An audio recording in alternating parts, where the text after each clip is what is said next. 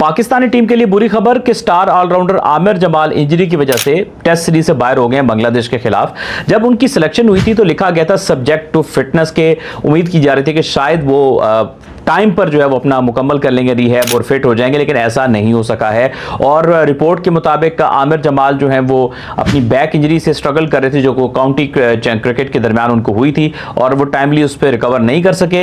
तो इस वजह से फैसला किया गया, पाकिस्तान क्रिकेट बोर्ड ने यह फैसला किया कि उनको नेशनल क्रिकेट अकेडमी लाहौर में भेजा जाएगा ताकि अपना रिहैब मुकम्मल कर सकें, और इस वजह से उनको टेस्ट स्क्वाड से रिलीज कर दिया गया है। और पाकिस्तान क्रिकेट बोर्ड ने अपने स्क्वाड जो था उसको बरकरार रखा है। तो एक धचका जरूर है पाकिस्तानी टीम के लिए कि अगर 4 फास्ट बॉलर से आपको जाना है और एक स्पिनर भी खिलाना है, या आप स्पिनर जैसे अभी उन्होंने अबरार को भी बाहर कर दिया, स्पिनर नहीं खिलाना, तो एक बैटिंग ऑलराउंडर या बॉलिंग ऑलराउंडर जो कि बैटिंग भी कर सके, वो आपको परफेक्ट बैलेंस देने वाला प्लेयर है, वो आमिर जमाल ही था।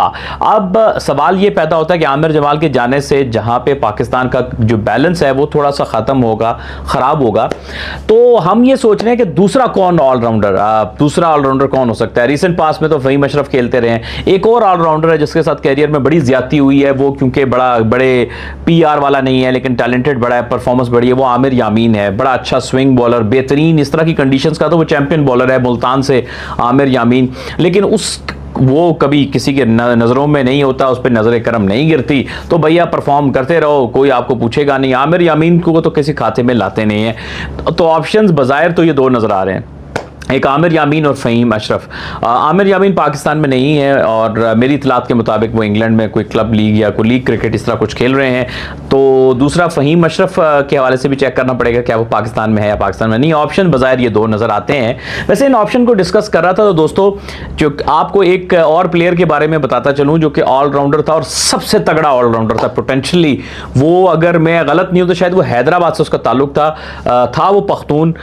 उसका नाम था जी आसिफ महमूद। क्या लड़का था यार, क्या उसकी पेस थी। मैंने 2 सीजन में उस पर काम किया, सिंध की टीम में उसको देखा। शायद स्टैट्स नंबर और डेटा होता है ना, वो कभी आपको क्रिकेट में सही कहानी नहीं बताता, क्योंकि एक बॉलर होता है ना वो बहुत अच्छा होता है, वो बहुत अच्छा एक प्लेयर होता है। अभी नंबर्स उसको वो जस्टिफाई नहीं कर रहे होते क्योंकि अभी वो आ रहा होता है सिस्टम के अंदर, लेकिन उसका जो टैलेंट होता है ना वो चीख रहा होता है कि मैं कैसा प्लेयर हूं।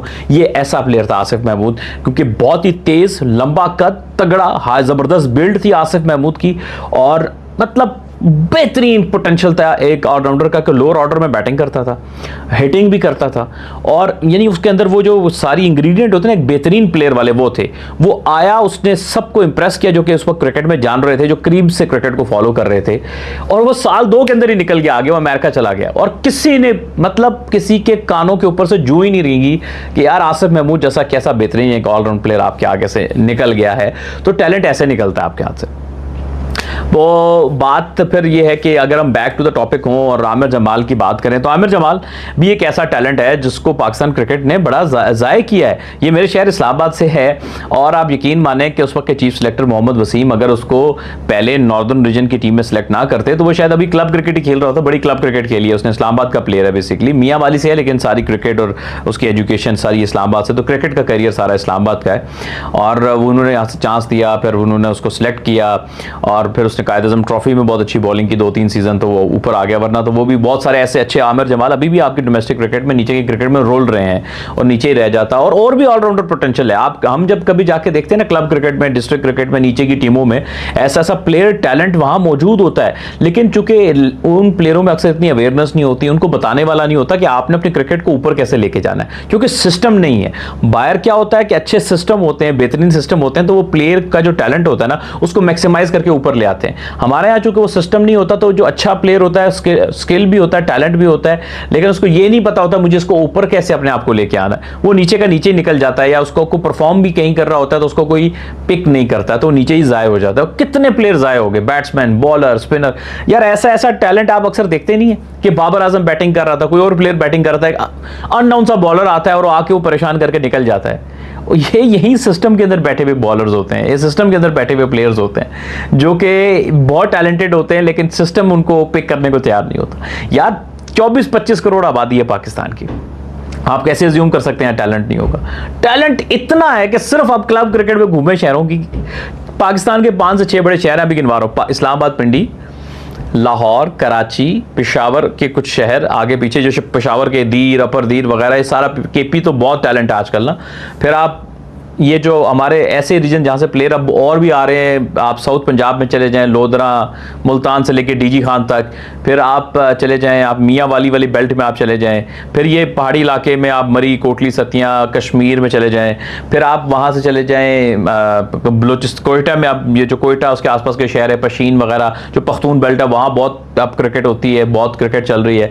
फिर आप गिलगित बल्तिस्तान में तो आज तक 76-77 सालों में आप गए नहीं भैया। वहां तो हिडन टैलेंट है, जेम्स है जो कभी देखे ही नहीं गए, ठीक है, वहां पे देखे ही नहीं गए। गिलगित बल्तिस्तान बहुत बड़ा है, शिगर है, नगर है, स्कर्दू है, हुंजा है, खपलू है, यार क्या हम बैठे हैं, तो बहुत टैलेंट है। खैर बात दोस्तों इस वीडियो में कहां से कहां निकल गई, आमिर जमाल से शुरू हुई थी और मैं ले गया आपको पूरे पाकिस्तान की सैर कराने, लेकिन कहने का मकसद ये था, best wishes for Aamir Jamal, लेकिन टैलेंट बहुत होता है। आपने बैकअप अगर ऑलराउंडर तैयार करने हैं तो आपको जो अभी मौजूद है उनको बैक करना है और फिर प्रॉपर तरीके से अपॉर्चुनिटी देनी है और टैलेंट हंट करना है, तो पूरे पाकिस्तान में आपको बहुत सारे ऑलराउंडर मिलेंगे। अगर आपके शहर में भी कोई ऐसा ऑलराउंडर है, ऐसा प्लेयर है, तो मुझे कमेंट सेक्शन में बताइए।